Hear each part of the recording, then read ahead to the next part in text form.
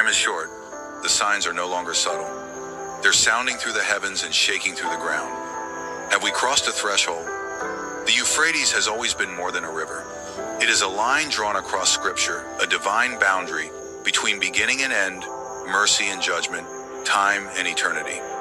And now, as the signs intensify around its banks, many are asking the question that echoes louder than ever. Is Jesus Christ coming soon? In Revelation chapter 16, verse 12, the sixth angel pours out his bowl upon the great river Euphrates, and its water is dried up to prepare the way for the kings from the east. This verse has puzzled theologians for centuries. Who are these kings? Are they the rulers of modern nations? Armies gathering for war? Or is this a symbolic reference to something greater, heavenly armies, led by the King of Kings himself? If the Euphrates is indeed the prophetic highway, then we are approaching the final destination. A destination not marked by political borders, but by the sound of trumpets, the opening of seals, and the final unleashing of divine purpose.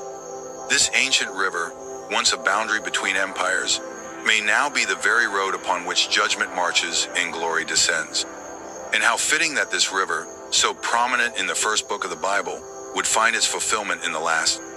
Genesis chapter 2 describes the Euphrates as flowing from the Garden of Eden, a paradise untouched by sin. There, the river gave life. But in Revelation chapter 16, it becomes a path of preparation for global reckoning. The same river that watered Eden now lies at the edge of Armageddon. Every major turning point in biblical history seems to orbit around the Euphrates. Abraham came from beyond it. Babylon rose beside it. Prophets saw visions near it. And now, angels are bound beneath it, awaiting release. What began in Eden is closing near Babylon, a full circle of human rebellion, divine patience, and eventual restoration.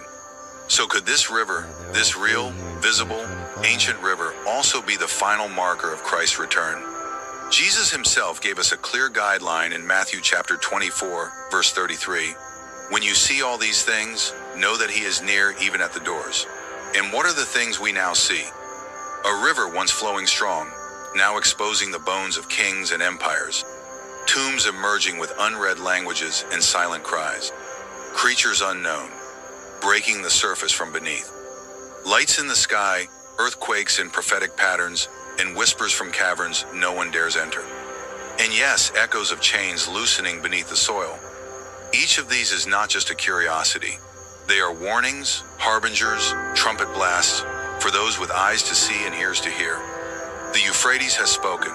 The earth is trembling. Heaven is watching. And the king, the rightful, eternal king, is at the door. 8,000. That's how many men have found freedom from the P word through Unchained Leader. My name is Tommy Say. Today I'm one of the head coaches at Eternal king is at the door.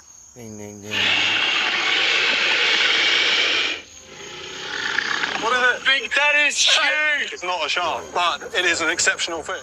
For centuries, people have read Revelation 9 like it was symbolic. But now, under the drying Euphrates River, a mysterious cave has been sealed after something was found inside.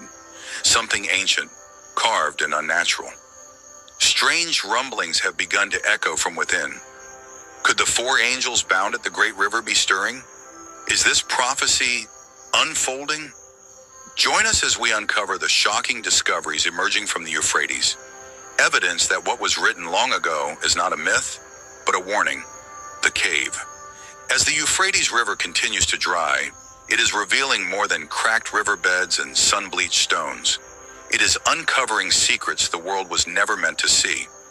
Recently, a group of researchers and divers made a discovery beneath the shifting waters that sent shockwaves through both the scientific and spiritual communities.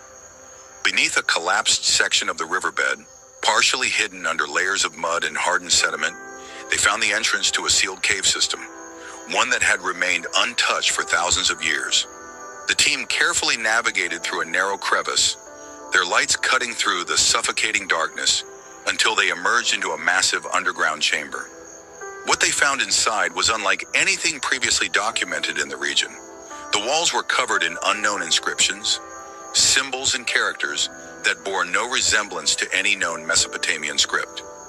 These markings spiraled outward from the center of the chamber, where four massive stone platforms stood, aligned with unnatural precision. The platforms were not ceremonial. They were constructed for containment. Each had thick iron rings embedded into the stone and grooves worn deep into their surfaces, as if something had been chained there, not for years, but for ages. And above each platform was an image carved directly into the surrounding stone, not of men nor of gods, but of winged beings, bowed in submission, their limbs restrained, their faces marked with anguish and defiance. Surrounding each figure were flames, swords, and symbols of divine wrath. The resemblance to a specific biblical prophecy is impossible to ignore. Revelation 9:14-15 says, "Release the 4 angels who are bound at the great river Euphrates." And the 4 angels who had been kept ready for this very hour and day, and month and year, were released to kill a third of mankind.